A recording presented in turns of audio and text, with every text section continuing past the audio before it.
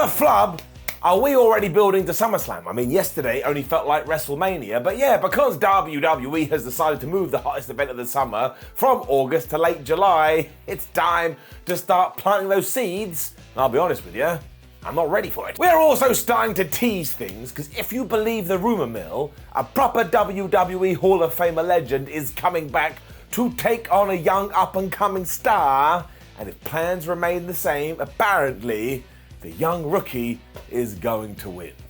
You ain't gonna believe what WWE has planned for SummerSlam. Why? Here's why.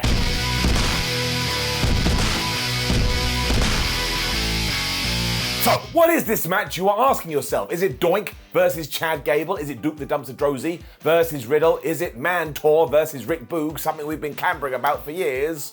Unfortunately, the answer is no, because I don't book WWE, but it is right now on paper John Cena, who's already been advertised to come back to Raw in a couple of weeks, taking on Theory. Now, this too will be for the United States Championship, so you have to say, ooh, dalali. And the interesting part is that show Cena is coming back for is the Raw before the Money in the Bank pay-per-view. And while I would hazard a guess that at that show, premium live event, I said pay-per-view a second ago, while at that premium live event, I assume we're getting Bobby Lashley versus Theory for the US title, you start to ask yourself, well, is Cena going to get involved? Is Cena even going to be there? I mean, if I had to make an early prediction, I bet the MVP would almost calm down and cast distraction, and that gets that feud going again, and it allows Theory to retain his championship. Right now, I guess it doesn't actually matter. Do make sure you fancy book yourself, though. Ignore all these crazy people on the internet saying, oh, you're so sad. That's half the fun of wrestling. But this will then spark the feud, and we will get to SummerSlam.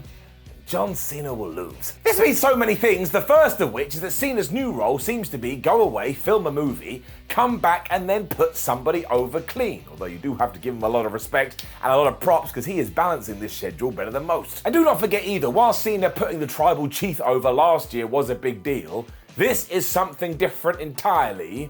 And in fact, it's so important, it should be treated like a science experiment, because we gotta get it right. Because regardless what you think about WWE's choice being Theory, we absolutely do need to create some new stars, especially because when this conversation starts happening, everyone just goes, oh man, everybody else is over 40. Now, I try not to get involved in this because I have real problems, but it does stand to reason, and you can't just all of a sudden wake up one day and go, you're gonna be our new main eventer. See Jinder Mahal. So you have to sow the seeds and let the water flow, and then all of a sudden, boom, we're ready to go. Theory certainly has something about him too, and I thought his WrestleMania performance was stellar, but this whole situation is a little bit similar to everything with The Undertaker's WrestleMania streak, just not at that level. Because seriously, if Cena does get hit with the ATL, and that referee goes 1, and that referee goes 2, and that referee goes 3, our number one priority in the company over the next 6 months will have to be to ensure we capitalize on it. And there's always been this idea that just being in the ring with a headliner will make you a headliner, but I do not subscribe to that at all, and if it ever was true, it was certainly an old trope, because today, in modern wrestling, the fans are too smart, they're too aware with what's going on, so you need to give them something bigger. So it's not enough that Big Match John comes back for a big match with Theory. We've got to rattle the cages here and let it loose. And this doesn't even mean it will benefit Theory in the aftermath, because we have to go all in with it. He should talk about it. He should dream about it. He should make posters about it. He should get it tattooed on his face. We should drive into the ground that this 24-year-old WWE superstar just beat one of the best ever. And if you don't do it, it's a total waste, and it's not going to affect John Cena. He's John Cena at this point. And do you know the last time he lost before the Roman Reigns match last year? That's right, you have to go all the way back to WrestleMania in 2020 when he was defeated by Bray Wyatt in the Firefly Funhouse. But does that even count? We're all on drugs. This means you have to go all the way back to the 14th of January 2019 Raw, when it was Finn Balor versus John Cena versus Drew McIntyre versus Baron Corbin. And to be fair, even though Finn Balor won that match, he did hit the coup de grace on Cena and he pinned him. But I want to make this point very clear. So before that, it was in 2018 on a house show in the 28th of December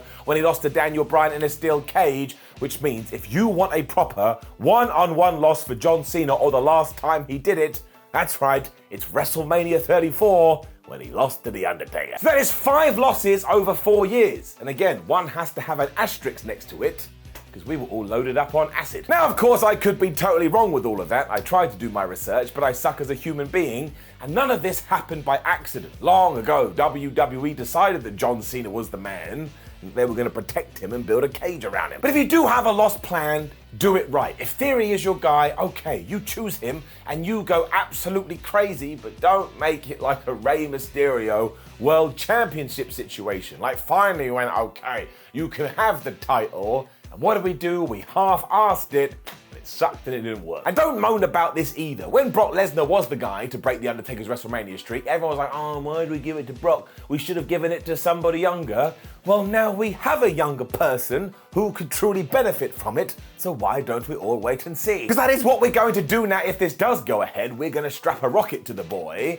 Don't forget, this is a really hard thing to pull off, because if it wasn't difficult, we would be doing it each and every single week. And I've looked into it, and we're definitely not. If nothing else, the head of the table being off TV has proven how much of a void there is. And actually, at the moment, there are 3 guys in flux that I would take, and I would sprinkle some magic dust up. Because do not forget that in at number 1, you have Cody. And if I was running at WWE, don't forget I'm not, you heard my match card earlier, I would turn him into my top babyface. I'd have him win the Royal Rumble in 2023, and I'd have him go on to WrestleMania to become the champ. I'd also have Bron Breakker getting ready as his heir apparent, and over on the heel bad guy side, that's right, I'd be doing everything with Theory. Now, unfortunately, my opinion counts for naught, because if I was given the keys, I'd also have some kind of ghost character that went "Bah!" and popped up on people backstage.